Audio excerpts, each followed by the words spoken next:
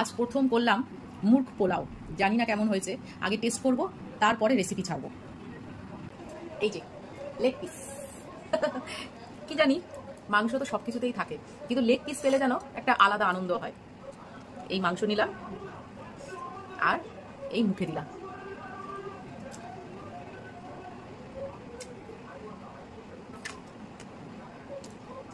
আমি স্তব্ধ, আর কিচ্ছু বলতে পারছি না। বিরিয়ানি তো প্রায় খাও, আমি বলবো আমার রিকোয়েস্টে প্লিজ প্লিজ একবার অন্তত এইরকম একটা করে খাও মুরগ পোলাও। কান্না কান্না চোখ দেখে একদম ভয় পেও না, ভেবো না যে বাপের বাড়ি থেকে চলে এসেছি বলে কান্না হচ্ছে, না না একদম নয়। কান্না হচ্ছে একটা অন্য কারণে, দাঁড়াও দেখাচ্ছি। এই যে ঠিক এই কারণটার জন্যই কাঁদছি। এতগুলো পেঁয়াজের আমি বেরেস্তা ভাজবো প্রথমে। তো গুড আফটারনুন। কড়াইতে প্রথমে সাদা তেল দিয়ে দিয়েছি, আর এইবারে দিয়ে দেবো 2 চামচের মতো ঘি। এইবারে পেঁয়াজটাকে অনবরত নাড়তে নাড়তে বেরেস্তা করে নেবো।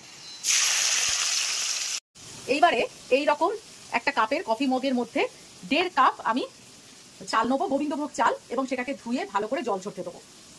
ভাজা বেরেস্তা তুলে রাখলাম।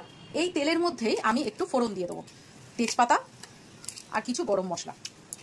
ফোড়নের গন্ধ বেরোলেই এর মধ্যে আমি একটু নুন দিয়ে দেবো, শুধু নুন, হলুদ দেবো না কিন্তু পোলাওটায়, এটা মুরগ পোলাও তো, এটা সাদা করবো। এর মধ্যে মাংসটাকে দিয়ে ভাজতে দেবো। এবারে একটা পেস্ট করে নেবো, আদা রসুন, একটু চিনি দিয়েছি, কিছু কাঠবাদাম দিয়েছি, কিছু কাজু বাদাম দিয়েছি, 4 মগজ দিয়েছি, আর এবার দই দিয়ে দেবো। এটাকে এবার একটু পেস্ট করে নেবো। মাংসটা ভালো করে ভাজা হয়ে গেছে, যে মশলাটা বেটেছিলাম সেই পেস্টটা দিয়ে দেবো। সুন্দর করে একটু কষে নেবো। এর মধ্যে আমি কিন্তু কাঁচা লঙ্কা কোনো বেটে দিইনি, তাই কাঁচা লঙ্কা একটু করে ফাটিয়ে দিচ্ছি, বা তোমরা দরকার হলে চিড়ে দেবে। আর এর মধ্যে দিয়ে দেবো আমুল দুধ। এমনি দুধের থেকে আমুল দুধটাই বেশি টেস্ট হবে, তাই জন্য আমুল দুধটা দিলাম। আর দিয়ে দেবো জায়ফল আর জয়িত্রী গুঁড়ো। এটা কিন্তু শুধুমাত্র জায়ফল আর জয়িত্রী গুঁড়োই আছে। এবারে এটাকে ঢাকা দিয়ে দেবো। মশলা সমেত মাংসটা আমার ভালো করে কষা হয়ে গেছে, ঢাকা দিয়ে দিয়ে এইবারে মিক্সি বাটি ধোয়া জলটা দিয়ে দেবো। ঢাকা দেওয়ার আগে এর মধ্যে কিছু বেরেস্তা দিয়ে দেবো। ব্যাস, এইবারে ঢাকা দিয়ে দেবো।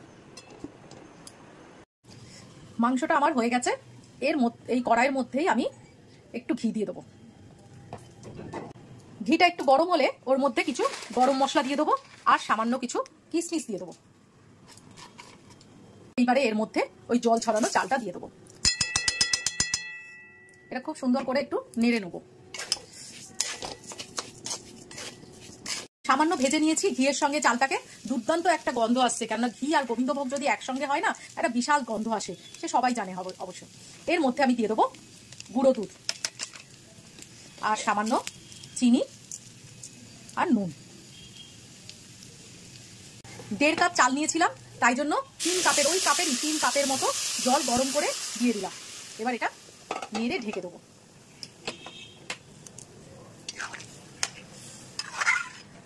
যা চাল নেব তার ডাবলের একটুখানি কম শুধু জল নিয়ে নেবো, আর জলটা গরম করে দিলে খুব ভালো হয়। ভাত আমার হয়ে গেছে, মানে পোলাওটা আমার হয়ে গেছে। এইবারে কিছুটা পোলাও চাল আমি তুলে রেখে দিয়েছি, এর মধ্যে আমি দিয়ে দেবো এই মাংসটা। প্রথমে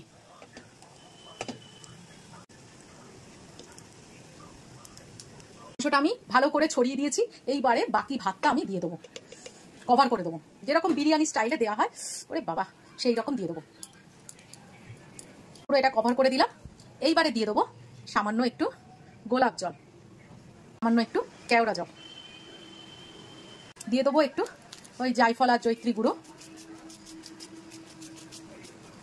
একটু ঘি দিয়ে দেবো। আগেই অনেকটা ঘি দিয়ে আমি চালটাকে নেড়ে ভাত বসিয়েছিলাম, তার জন্য প্রয়োজন মতো ঘিটা দেবো। লাস্টে এই বেরেস্তা দিয়ে দেবো। দারুণ খেতে হয় কিন্তু। বিরিয়ানি তো প্রচুর খাও, প্রত্যেক দিনই প্রায় বিরিয়ানি খাও। কালকে রবিবার, কালকে একটুখানি করে একবার খাও, দেখো কেমন লাগে। এবার এটা ঢাকা দিয়ে দেবো, আর দমে বসাতেও পারো। আমি যেমন 5 মিনিট দমে বসিয়ে তারপরে গ্যাসটাকে অফ করে দেবো।